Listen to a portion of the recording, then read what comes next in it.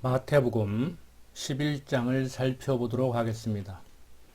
마태복음 11장 1절부터 6절까지를 읽도록 하겠습니다. 예수께서 12 제자에게 명하시기를 마치시고 이에 저희 여러 동네에서 가르치시며 전도하시려고 거기를 떠나 가시니라. 요한이 옥에서 그리스도의 하신 일을 듣고 제자들을 보내어 예수께 여짜오되 오실 그이가 당신이오니이까 우리가 다른 이를 기다리오리이까. 예수께서 대답하여 가라사대 너희가 가서 듣고 보는 것을 요한에게 고하되 소경이 보며 안진뱅이가 걸으며 문둥이가 깨끗함을 받으며 귀머거리가 들으며 죽은 자가 살아나며 가난한 자에게 복음이 전파된다 하라. 누구든지 나를 인하여 실족하지 아니하는 자는 복이 있도다 하시니라. 예수께서 12 제자에게 명하시기를 마치신 후에 여러 동네에서 가르치며 전도하시려고 거기를 떠났습니다. 그런데 세례 요한이 옥에서 그리스도의 하신 일을 듣고 자기 제자들을 보내서 예수님께 물어보는 거예요. 그러니까 감옥에 갇힌 세례 요한이 그랬겠죠. 자기 제자들에게 야 가서 예수님한테 이렇게 좀 물어봐라. 자 어떻게 물어보라고 하느냐 하면은 3절 예수께 여짜오되 오실 그이가 당신이오니까 우리가 다른 이를 기다리오리까. 그러니까 예수님이 직접 물어본 게 아니고 제자들이 가서 우리 선생 세례 요한이 그렇게 물어보라고 합디다라고 한 거죠. 4절 예수께서 대답하여 가라사대 너희가 가서 듣고 보는 것을 요한에게 고하되 소경이 보며 안진뱅이가 걸으며 문둥이가 깨끗함을 받으며 소경이 보며 안진뱅이가 걸으며 문둥이가 깨끗함을 받으며 귀머거리가 들으며 죽은 자가 살아나며 가난한 자에게 복음이 전파된다 하라. 이렇게 얘기하면서 누구든지 나를 인하여 실족하지 아니하는 자는 복이 있도다고 이렇게 말씀하셨습니다. 자, 저들은 떠났습니다. 저희가 떠남에 예수께서 무리에게 요한에 대하여 말씀하시되 너희가 무엇을 보려고 광야에 나갔더냐? 바람에 흔들리는 갈대냐? 그러면 너희가 무엇을 보려고 나갔더냐? 부드러운 옷 입은 사람이냐? 부드러운 옷을 입은 자들은 왕궁에 있느니라. 그러면 너희가 어찌하여 나갔더냐? 선지자를 보려더냐? 옳다 내가 너희에게 이르노니 선지자보다도 나은 자니라. 이게 무슨 말이냐면은 세례 요한이 자기 제자들을 보내서 감옥에 있는 예수님한테 오실 그이가 당신 오니까 우리가 다른 일을 기다리오리까 라고 물어봤잖아요. 그러니까 당신이 이스라엘 역사를 통해서 하나님께서 보낸다고 약속한 그 그리스도 맞냐? 우리가 다른 일을 기다려야 되느냐? 이렇게 물어봤을 때 예수님께서는 내가 그리스도다 아니다 얘기를 하지 않고 가서 요한한테 소경이 보며 안진뱅이가 걸으며 문둥이가 깨끗함을 받으며 귀머거리가 들으며 죽은 자가 살아나며 가난한 자에게 복음이 전파된다고 하라고 그렇게 말하라고 그랬죠. 그러면서 누구든지 나를 인하여 실족하지 아니하는 자는 복이 있다고 얘기를 했습니다. 저들은 이제 떠나갔는데 예수님께서 무리에게 얘기를 하는 거예요. 요한에 대해서 이제 말씀을 하시죠. 세례 요한이 예수님 오시기 전에 6개월 먼저 태어나서 예수가 그리스도임을 증거한 사람 아닙니까? 그런데 감옥에서 새사람스럽게 제자들을 보내서 오실 그이가 당신이 오니까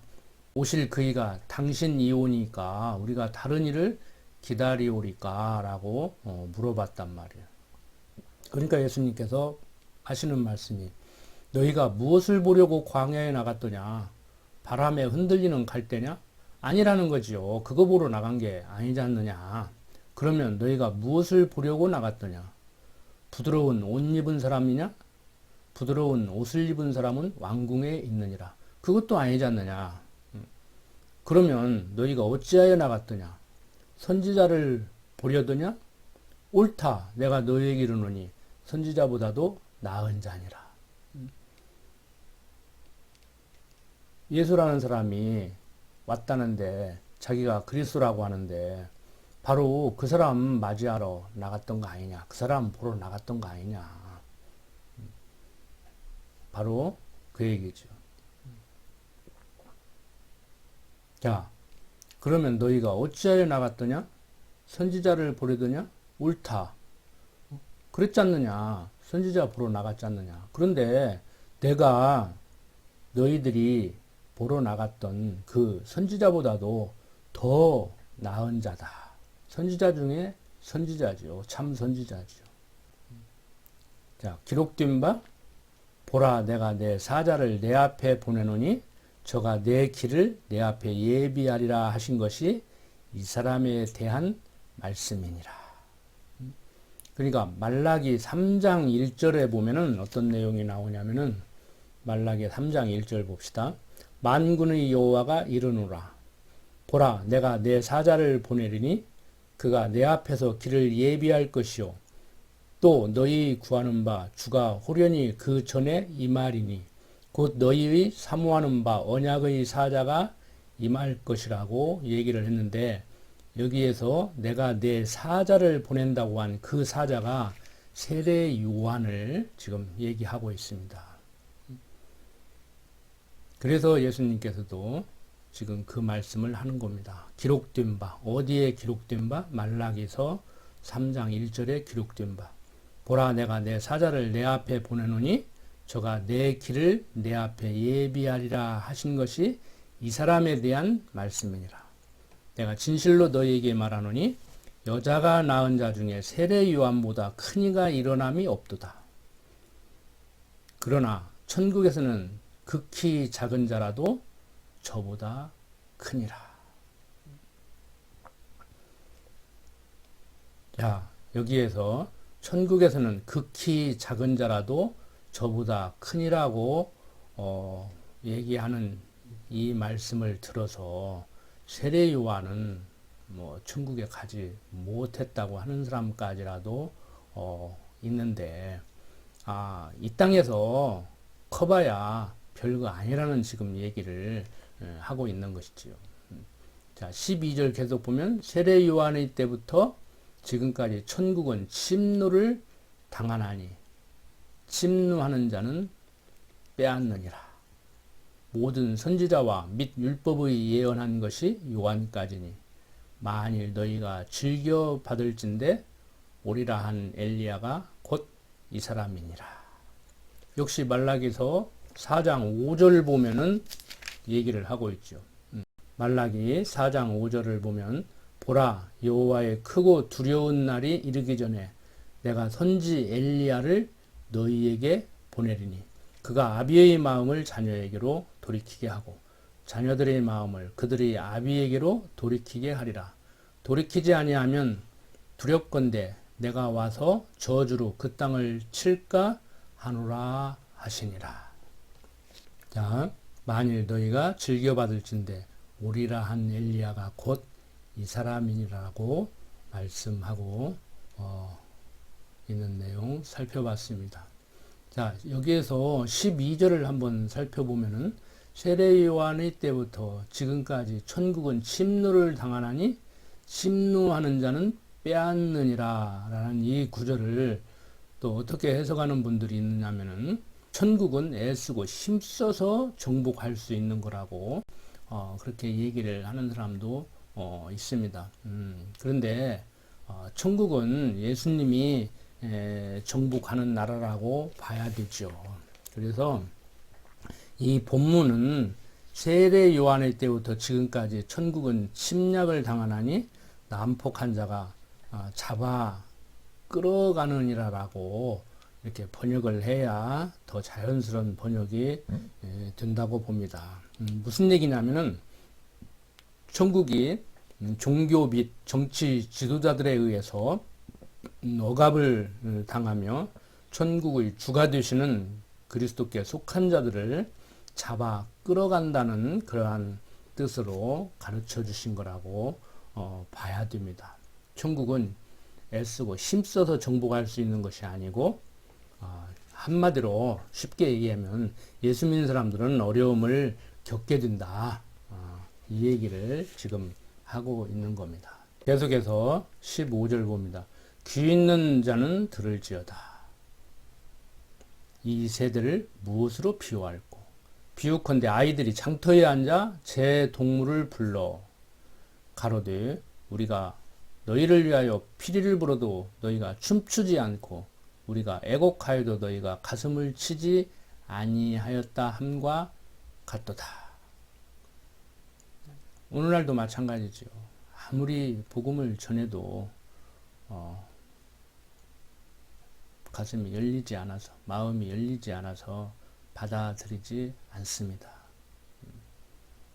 뭐 윤리 도덕적으로 선한 행동을 한다고 하더라도 그럴 건데, 받아들이지 않을 건데, 또 세상적으로 보면은 지탄받을 일들을 또 많이 하지 않습니까? 뭐 다 그런 것은 아니고 매스컴에서 문제 되는 것만을 보도하기 때문에 교회가 그렇게 썩어 문드러진 것 같이 보이죠. 그런 면이 없잖아 있기는 있지만 어떻든 간에 너무 과장된 것이 많다고 볼 수 있습니다. 어떻든 간에 지난 시간에도 말씀드렸지만 교인은 예수 믿는 그리스도인들은 윤리 도덕적으로 선하게 산다고 해서 지탄받지 않는 것이 아닙니다. 모르는 사람들은 악하게 살기 때문에 지탄받는 줄 아는데 결코 그렇지 않습니다.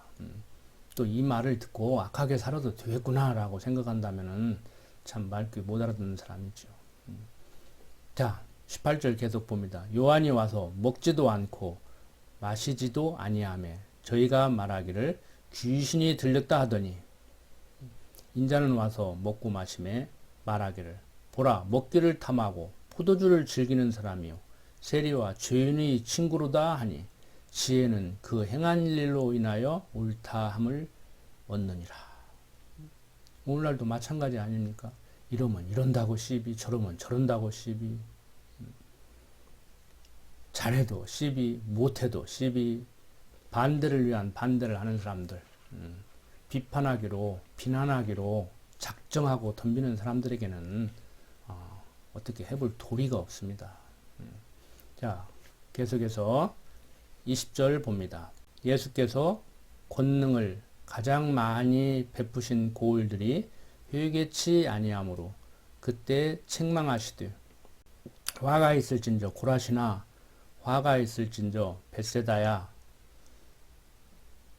너희에게서 행한 모든 권능을 두로와 시돈에서 행하였다면 저희가 벌써 베옷을 입고 재에 앉아 회개하였으리라. 내가 너희에게 이르노니 심판날에 두로와 시돈이 너희보다 견디기 쉬우리라. 여기에서 고라시는 어디인지 정확히 알려지지는 않았지만 갈릴리 바다 부근의 한 성읍이라고 알려져 있습니다. 그리고 벳세다는 안드레와 빌립 그리고 베드로의 고향인데 갈릴리 바닷가에 있는 성읍입니다.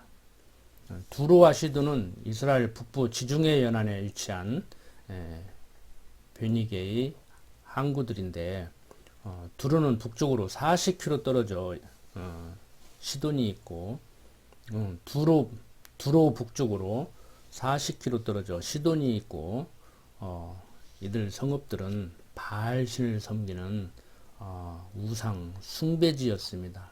그래서 지금 예수님께서는 고라신과 벳세다가 두로와 시돈보다 더 사악하다는 뜻으로 이렇게 책망을 하고 계신 겁니다. 지금 예수님은 이렇게 예수를 그리스도로 받아들이지 않는 그 사람들을 향해서 20절부터 다시 보면 예수께서 권능을 가장 많이 베푸신 고을들이 회개치 아니하므로 그때 책망하시되 화가 있을진저 고라시나 화가 있을진저 벳세다야 너희에게서 행한 모든 권능을 두루와 시돈에서 행하였다면 저희가 벌써 베옷을 입고 재에 앉아 회개하였으리라. 그러니까 두루와 시돈에서 만약에 복음을 전했더라면 그들은 받아들였을 건데 고라신과 벳세다 사람들은 받아들이지 않았다는 것이지요. 그래서 예수님께서는 내가 너희에게 이르노니 심판날에 두루와 시돈이 너희보다 견디기 쉬울 것이다. 너희들은 가망 없다 그 얘기죠. 가버나움아 내가 하늘에까지 높아지겠느냐 음부에까지 낮아지리라. 내게서 행한 모든 권능을 소돔에서 행하였다면 그 성이 오늘날까지 있었으리라. 내가 너희에게 이르노니 심판날에 소돔 땅에 너보다 견디기 쉬우리라 하시니라. 그러니까 저들이 얼마나 강팍한지를 지금 얘기하고 있는 겁니다. 자, 그때 예수께서 대답하여 가라사대 전지주제이신 아버지여 이것을 지혜롭고 슬기 있는 자들에게는 숨기시고 어린 아이들에게는 나타내심을 감사하나이다. 옳소이다. 이렇게 된 것이 아버지 뜻이니이다.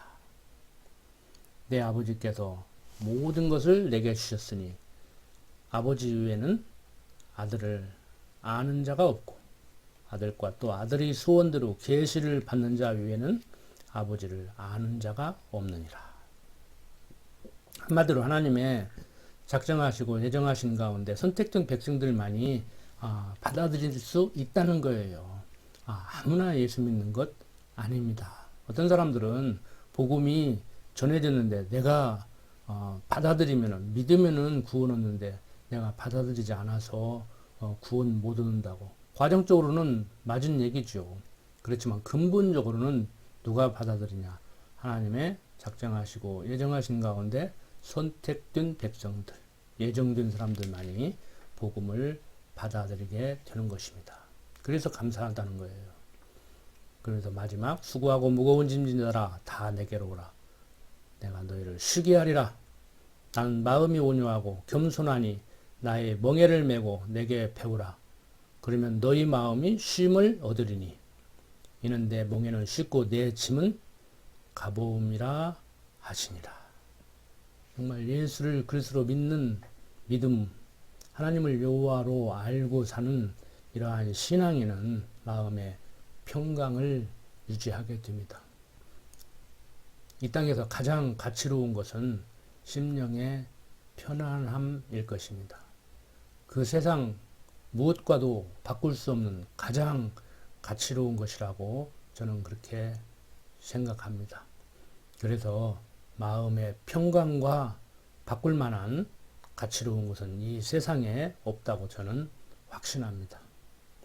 예수를 그리스도로 믿는 믿음으로 말미암아 하나님을 여호와로 알고 사는 우리 성도들 마음의 평강 유지하고 살았으면 하는 마음입니다. 기도드립시다.